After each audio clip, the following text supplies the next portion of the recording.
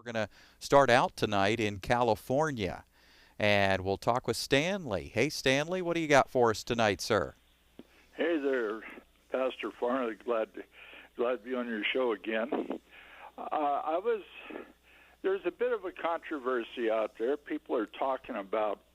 Well, a friend of mine asked me, "What's the deal with women serving in church as like a pastor or deaconess and different kinds of things within the church, especially as a pastor? Is there any reason I should have an aversion to that, or is there anything biblical that Okay. says they shouldn't Right, or is okay?" right. Okay.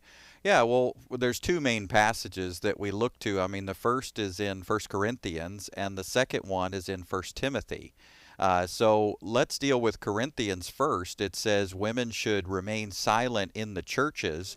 They're not allowed to speak, but must be in submission, as the law says. If they want to inquire about something, they should ask their own husbands at home, for it is disgraceful for a woman to speak in the church. And of course, 2,000 years later, we're quoting this passage and telling women, at least some people are, telling women they can't ever say anything in a church building. If you're in the church service, you can't participate as a female. If you're wanting to serve, well, you can serve in the nursery. You can serve with children, but you can never be a deacon or a deaconess. You can never be an elder. You can never be called a pastor or a minister. So people begin to draw the lines because of a passage like this. Now, my take on what's happening here is Paul is responding. That's what First Corinthians is for the most part. He's responding to problems there in the church. And, church history would tell us that in some congregations at least, they would have women on one side and men on the other. And when you had females on one side of the room and women and males on the other side, then when a question was to be asked, perhaps a woman was wondering about something that was said in the middle of the church service and she wants to ask her husband, well, she's yelling across the room, "Hey, Frank, what do you think of that one?" And next thing you know, there's a lot of chatter, whether it's from husband to wife or from woman to woman. There's a lot of chatter going on. And so I think Paul is addressing this because of the concern, what was going on in the church service. I mean, as you look back at this passage, it's not just women, Stanley. When you look at all of First Corinthians 4, it goes all the way back to the beginning. Verse 1, it's about speaking in tongues. And so Paul's concerned for many paragraphs here about tongue speakers and how they're disturbing the church service. So this is not just about women, it's about a problem in the church service. First, the tongue speakers are creating chaos and confusion. There's no interpreter. Too many of them are speaking at once. They've taken their evangelistic gift off of the street into the church service, and they're disturbing things and creating chaos. Then you've got the prophets, and it talks about doing things in an orderly manner with regard to prophecy. And then it talks about women. So just so you know what I mean about the prophets, verse 29, 2 or 3 prophets should speak, and the others should weigh carefully what is said.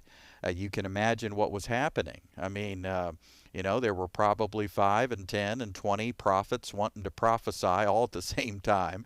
And that's why in verse 32 it says, "The spirit of the prophets are subject to the control of prophets." A lot of people might struggle with, what does that verse mean? Well, there's no uncontrollable prophecy going on here.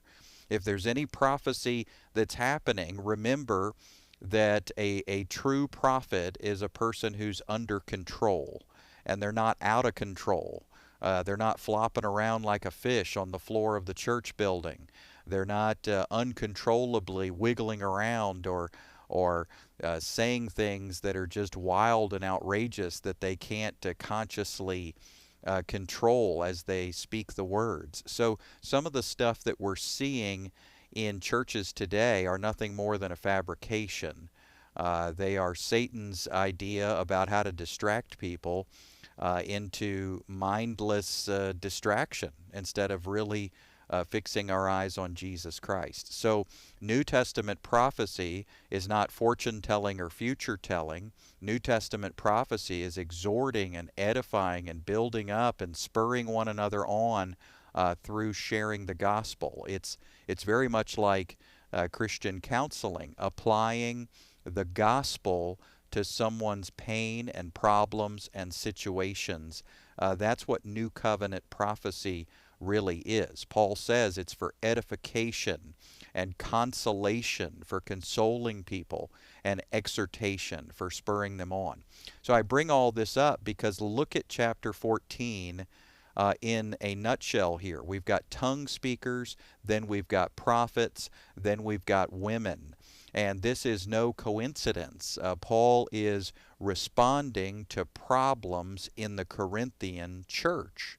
So for us 2,000 years later to say, no, this is a blanket statement, Paul would never want any woman to say anything in church ever.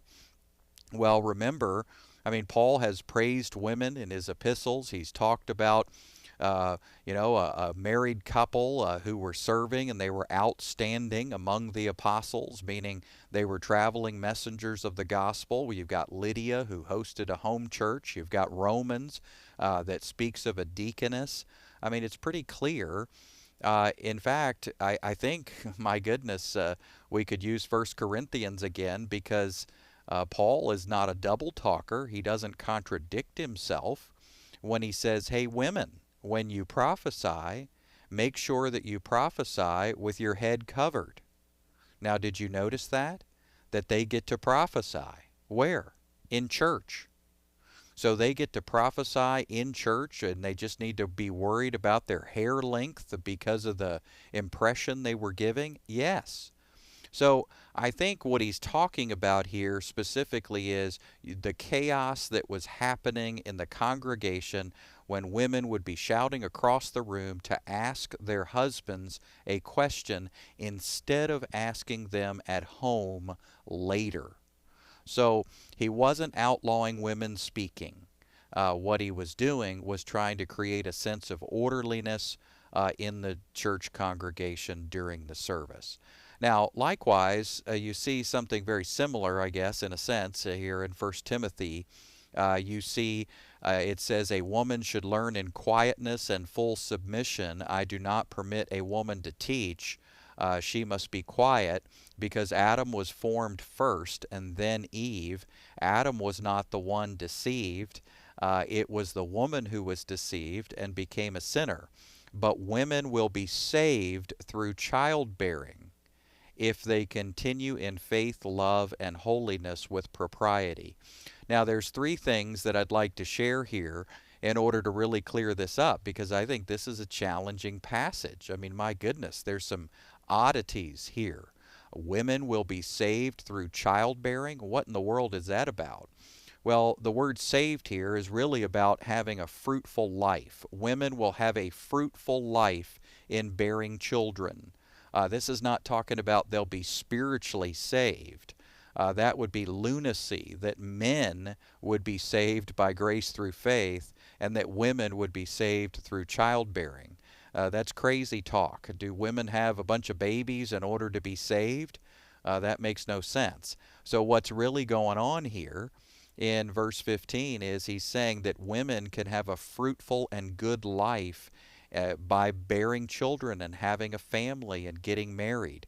Well, this happens to be the opposite of what a very common heresy was teaching in that day. This cult of the goddess Diana was promoting the idea that women shouldn't bother getting married, that women shouldn't bother having children, that women should run society and not even bother with men. Why would they teach that? Well, the previous verse helps us, verse 14. Here's Paul clearing this up. Adam was not the one deceived, it was the woman. Well, guess what the cult was teaching? The cult was teaching that Eve was not the one that was deceived, it was Adam, and that women are smarter and wiser than men. Likewise, you keep looking more here at this passage, and what you find, it says Adam was created first, then Eve. Well, guess what the cult was teaching? That cult of the goddess Diana, they were infiltrating the church where Timothy was serving as pastor, and they were trying to teach the heresy that Eve was created first and that Adam came later. So, there's three things here that Paul is clearing up. First of all, he's saying, no, no, you're wrong. Adam was created first, then Eve. Then he's saying, no, no, you're wrong. Adam was not the one deceived, it was the woman who was deceived.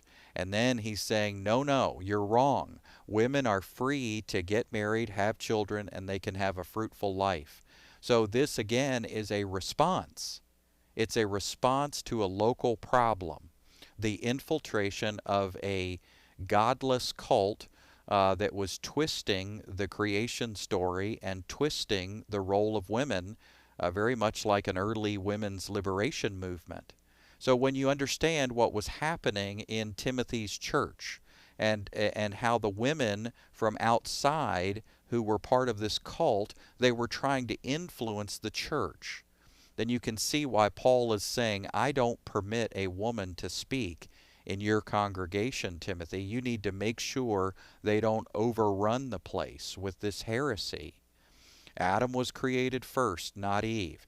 Adam was not the one deceived. Eve was. And women, sure, they should get married, have kids if they'd like. That's great. You can have a fruitful life that way. So he is correcting that heresy. And then in Corinth, he is trying to take care of the chaos, whether it's the tongue speakers or the prophets or the women. He's trying to make some sense out of that church service so that they can pay better attention and keep their focus on Jesus. So that's what's really going on. It's not about some blanket statement for women for all of eternity to just be quiet and don't say anything. Remember, Paul tells us there's neither male nor female. We're all one in Christ.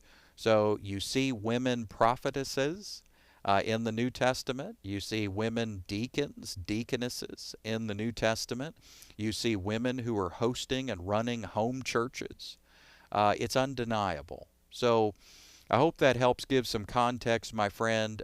Reach out to us again anytime. Great to hear from you.